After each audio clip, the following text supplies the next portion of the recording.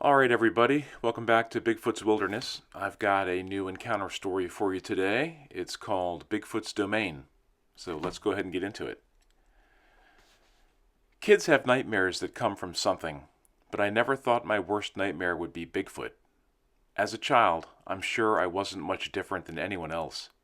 We all feel fear, just probably not a fear of something that most believe doesn't exist. But I saw it, and more than once growing up. Boogers or Bigfoot, whatever you want to call them, in my experience, inhabit forested areas in Alabama. I don't suppose anything was special about our little old clump of woods, except that it backed up to a state park here in Franklin County. My mother, who's been gone now for a number of years, told me about an encounter which involved me one night at the dinner table. At the time of the encounter, I was 5 years old, but I honestly don't have any recollection of the event. My mom had bought a second-hand old steel swing set for the backyard. I remembered it had a red and white candy cane design painted on its long legs. My mother said that all I ever wanted to do was play on that swing. She said I'd point to the sky and say, "Fly!" That was my cue to my mother that I wanted to swing.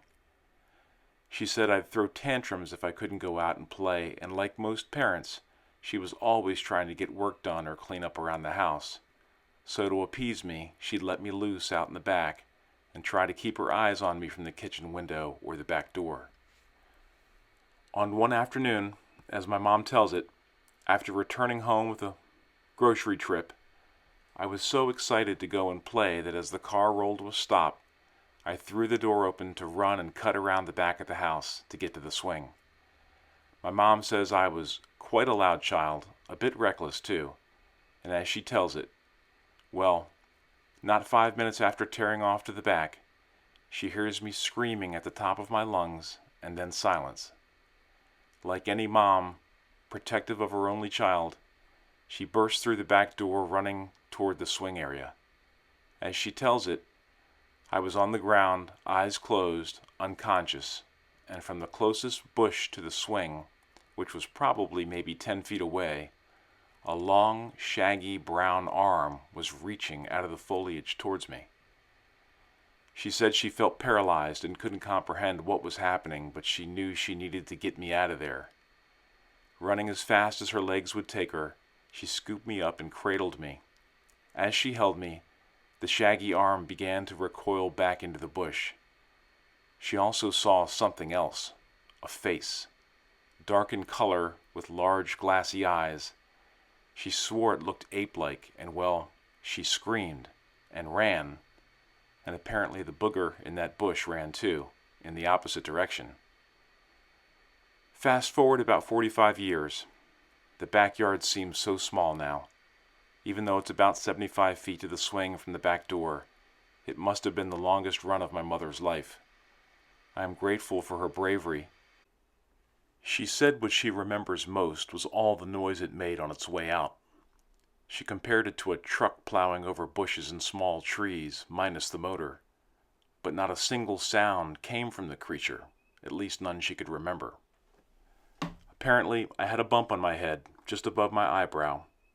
I must have fallen off the swing and either screamed from the impact and pain, or maybe it was the shock of this massive animal approaching me. As I said, I have no recollection, but thanks to my mother, I now know of our first initial encounter. Roughly 10 years after my incident at 15, my dad decided to give me his old shotgun. It was my birthday gift. Nothing fancy, but long overdue. I had friends that were hunting at the age of 9. He'd promised for the last few years that we'd go hunting because our woods were vast and deep, when you included the state forest. And I was itching to learn. After my folks had discussions, my dad spent the day getting me familiar with the basics of using a shotgun. The following weekend, we were supposed to go hunting early, but he was a no-show. My dad didn't live with us. My parents were separated at the time. Needless to say, I was angry and disappointed. I told my mom I knew what I was doing, and that Dad had taught me what I needed to know, which was clearly a lie, but I gathered a few things from my pack and headed for the door. My mother was apprehensive and begged me to wait for my dad. She said he was just running late. My response back was, "He needs to catch up." Typical 15-year-old, know-it-all. Since this was all new to me, I tried my hardest to move quietly and be aware of my surroundings. Squirrel was my prey on this day. Some of my friends were hunting deer solo at my age. I would lean back and scan the trees, but would get impatient. I found myself moving farther and deeper into the woods. There's a quote that I only realized later looking back. Though you think the world is at your feet, it can rise up and tread on you. And I was just too stubborn to turn back. After taking my first few shots and missing, I thought I probably scared every living animal within a mile of me. You know how the shot echo fades, and then everything went quiet? Well, the forest was still. And then suddenly, a siren began to wail in the distance. We were miles from the main road. How am I hearing this? Was it an ambulance or something else? It didn't seem to get any closer or even further away. I could hear talking, maybe even a chattering. I convinced myself it sounded like people talking. Since I was feeling a little vulnerable, I yelled out, "Hello? Hello? I'm over here. Dad?" The voices stopped, and as I climbed up and stood on a fallen tree, I could see something. It was tall, big and brown, and it was slightly downhill, but it was looking back up towards me. I was close enough to see its mouth wide open, like it was surprised to see me, and then its face changed, like it was mad, and it bared its teeth, and then it ducked down. I think that after the gunshots, it was looking for me, maybe to chase me out of the woods.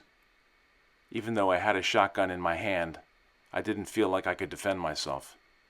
Dear God, what have I done? It saw me. What was it? It looked like an ape. I panicked and scrambled off the log, seeking safety away from it. I whined and wished my dad was here. Why didn't I wait? I felt disoriented, and I believed I was taking in more than I could comprehend. The woods have monsters. Why didn't anybody ever tell me? Is this why Mom wouldn't let me go hunting all those years? I was trying to put some distance between me and it, and was pretty sure I was crossing someone else's property, but that really didn't matter. I just needed to get out of there and get to a road or something that looked familiar. I finally made my way back by way of a neighbor who saw me rushing out of the woods. It was my friend Jimmy's dad. He waved and pulled over, and I hopped in his truck, trying my best to play down what had just happened. "What's the matter, Sam? You look a little funny."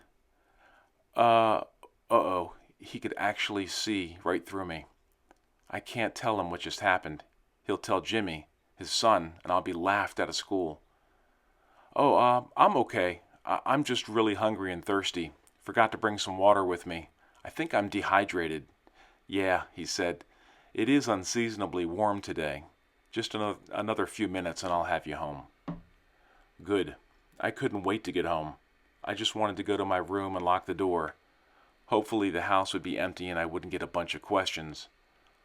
All I could think about was the expression on the face of that giant figure staring back at me. As I remembered looking down at it, its shoulders had to be 4 feet wide. Its head was enormous, too. I think I just went on my last hunting trip. That evening, as my mother called me out of my room for dinner, she told me that my dad was not going to be coming around for a while, as the divorce was now final. She probably expected a reaction from me, but instead, I decided to tell her what had just happened. I was too excited not to. I was surprised that she didn't have a look of shock on her face after the story. Maybe too much had happened today to the both of us. She listened and let me talk. She believed me, which felt good because I wasn't sure if I was able to confide in anyone else. When I was done, she told me about when I was 5 and had hit my head on the swing. She concluded that it was most likely the same type of creature. I had lots of questions which my mom couldn't really answer. But I was right. She did her best to keep me out of the woods by refusing to allow me to hunt like some of the other boys growing up. It was a challenge because everyone hunted, and there were miles and miles of forest land to hunt on. She confided in me that over the years, several neighbors had experienced something strange in the woods too. Some secretly gossiped about wild screams, slaps on the walls of houses in the middle of the night, and animals that would go missing. Sometimes they were livestock, and other times they were the neighbors' pets. We couldn't afford to move, and as far as I can recall, neither did our neighbors. We simply dealt with it. My mother speculated that maybe these creatures have lived around here for decades, maybe even centuries. We humans are a dangerous lot. There are no dangerous weapons, only dangerous men, and we treaded lightly around the Bigfoot.